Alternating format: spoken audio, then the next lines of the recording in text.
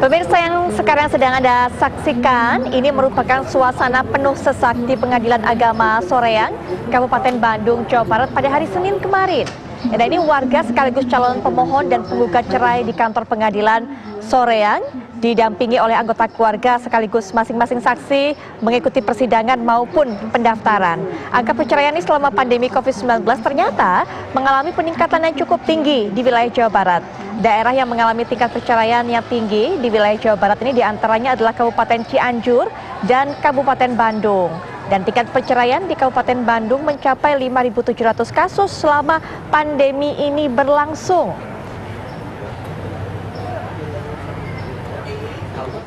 Ternyata lonjakan perceraian di masa pandemi ini tidak hanya terjadi di Jawa Barat, tapi juga di Gunung Kidul. Nah, untuk mengetahui informasi selengkapnya, kita sudah terhubung dengan Wakil Gubernur Jawa Barat, Bapak UU Ruzanul Ulum. Assalamualaikum warahmatullahi wabarakatuh. Selamat malam, Pak UU. Waalaikumsalam warahmatullahi wabarakatuh. Selamat malam. Baik, dan juga kita sudah terhubung dengan Kepala Kemenak Gunung Kidul, Bapak Arief Gunadi. Assalamualaikum warahmatullahi wabarakatuh. Selamat malam, Pak Arief. Waalaikumsalam warahmatullahi wabarakatuh. Selamat malam, Mbak Putri. Baik, Pak U mungkin bisa bercerita dulu kepada kita. Ini tadi kita saksikan gambar ataupun tayangan yang sudah menjadi viral. Ternyata memang lonjakan perceraian begitu tinggi, naik di Kabupaten Bandung ataupun sejumlah wilayah lain di Jawa Barat, Pak U. Ya, tadi juga kita berdiskusi dengan Kementerian Agama wilayah Jawa Barat, juga para kabid ya, tentang hal ini. Memang kenyataan seperti itu. Seperti di Kabupaten Garut juga ada 3.000 orang, kemudian 3.000 pasangan, di Kabupaten Ciamis juga ada 4.000, kemudian tadi Bandung seperti itu. Karena memang ini yang menjadi permasalahan, kemungkinan bisa saja faktor ekonomi, karena memang keimanan dan takwaannya mungkin kurang kuat, kemudian terjadi semacam ini. Dan ini kebanyakan kalau di wilayah Jawa Barat yang minta cerai itu adalah perempuan. Bukan dari pihak laki, jadi pihak perempuan yang minta cerai kepada suaminya kebanyakan seperti itu. Baik, Jawa Pak. Barat memang ekonomi sekarang lagi turun sampai 5,9%. Semua sektor ekonomi, kecuali satu sektor pertanian. Kalau sektor pertanian justru malah naik di atas 7%. Jadi mungkin yang cerai-cerai ini adalah yang berada di perkotaan, kemudian kalau yang ada di pedesaan, karena memang ekonomi pertanian di pedesaan kuat, insya Allah mungkin bisa teratasi dengan hal semacam. Baik, Pak U, faktor ekonomi yang menjadi alasan utama tadi kebanyakan kasus perceraian ini karena suami mereka di PHK atau seperti apa, Pak U, di masa pandemi ini? Memang di Jawa Barat ini banyak yang diberhentikan, baik itu diberhentikan secara selamanya ataupun diberhentikan dari pekerjaan hanya di masa seperti ini. Kemudian juga mereka juga yang berdagang, seperti tadi saya kan ke wilayah Cianjur. Di wilayah Cianjur itu harga bahan hasil produksi pertanian itu sangat melorot sekali.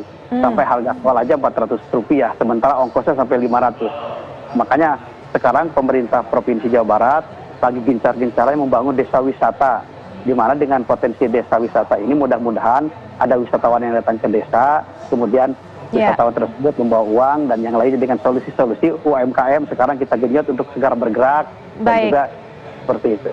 Baik, kita sudah dapatkan gambaran di Jawa Barat. Kemudian kalau di Gunung Kidul, ini sebenarnya apakah alasannya juga sama para pemohon perceraian setiap keluarga ini dan juga bagaimana lonjakan kasusnya selama masa pandemi, Pak Arief? Terima kasih, Mbak Putri Viola.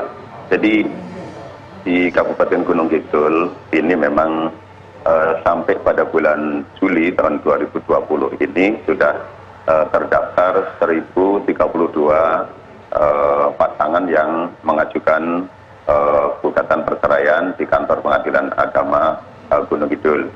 Nah, setelah dilakukan kajian dan analisis, tidak semuanya dari faktor ekonomi, tetapi memang persentase perceraian yang bersumber dari faktor ekonomi ini cukup dominan, tetapi tidak semuanya karena faktor ekonomi. Jadi justru kita menyoroti pada kesiapan calon pasangan yang akan melangsungkan pernikahan itu dari sisi mental dan juga dari sisi pengetahuannya. Nah, oleh karena itu di masa pandemi ini memang ada semacam degradasi intimidasi mental yang mengakibatkan perceraian itu terjadi, sehingga di Kementerian Agama Kabupaten Gunung Kidul terus melakukan upaya agar bagaimana masyarakat itu tetap mempunyai ketahanan keluarga.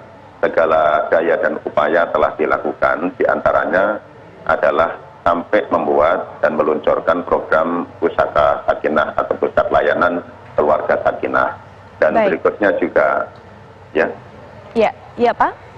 Ya, selanjutnya juga terus menggencarkan bimbingan perkawinan sebelum pasangan itu melangsungkan pernikahan. Dan juga melengkapi persyaratan pernikahan itu dengan sertifikasi calon mempelai untuk dididik atau dibimbing sebelum pernikahan itu berlangsung. Baik Pak Arief Gunadi, terima kasih sudah berkenan untuk memberikan keterangannya. Pak UU juga terima kasih sudah berkenan bergabung dan juga memberikan catatan mengenai kasus perceraian di Jawa Barat. Dan pemirsa, perbincangan ini sekaligus juga menjadi penutup jumpa kita di Apa Kabar Indonesia Malam episode kali ini. Kami kembali lagi esok 18.30 waktu Indonesia Barat. Jangan sampai Anda lewatkan. Sesaat lagi Indonesia Liars Club akan menemani Anda. Saya Putri Viola pamit, selamat malam, sampai jumpa.